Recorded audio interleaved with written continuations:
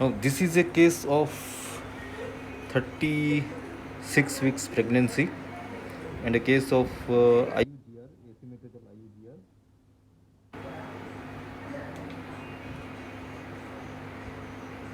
These are the parameters: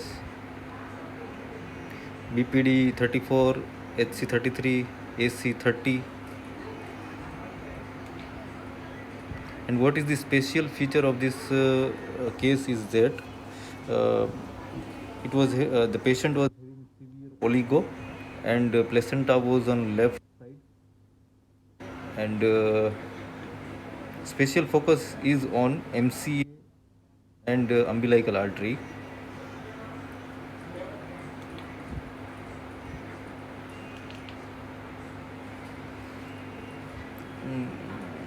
This is actually umbilical artery, not MCA.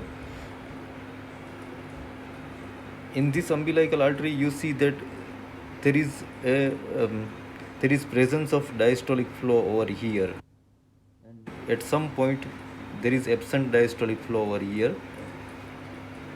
I will show you.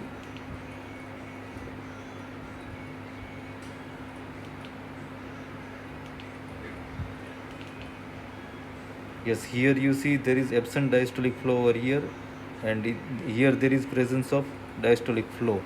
So what does this mean? That due to severe oligo, there is a cord compression, and due to cord compression, this resistance increases, and if the compression is more, then the diastolic flow it disappears.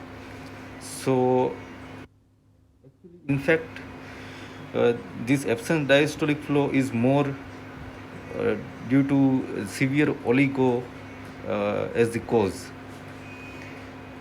Although there is an increased SD ratio, this diastolic flow in the umbilical artery is quite less, as we see here in this segment.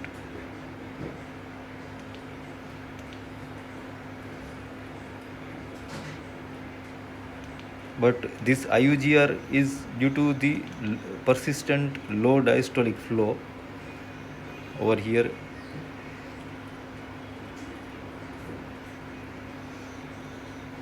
And there is brain spurring effect. You see this MCA is seen dilated. Subjectively, if you see, the area which is covered by the MCA is much high. Then we see the normal MCA. Normal MCA is just a thin line, and here if we see this MCA Doppler, there is increase in the diastolic flow. This was left uterine, it was normal. Right uterine was showing early diastolic notch with normal PI of 1. PI was 1. Yes, this is right uterine. Here the PI is 1.2, RI is 0.6, and there is diastolic notch. It is due to the placental implantation on the left side. So due to inadequate trophoblastic invasion, this diastolic notch is seen with a high PI, not high, but around 80-90% higher normal side.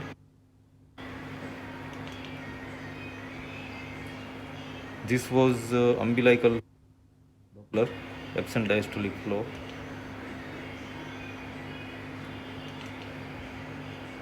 This is umbilical. This is umbilical.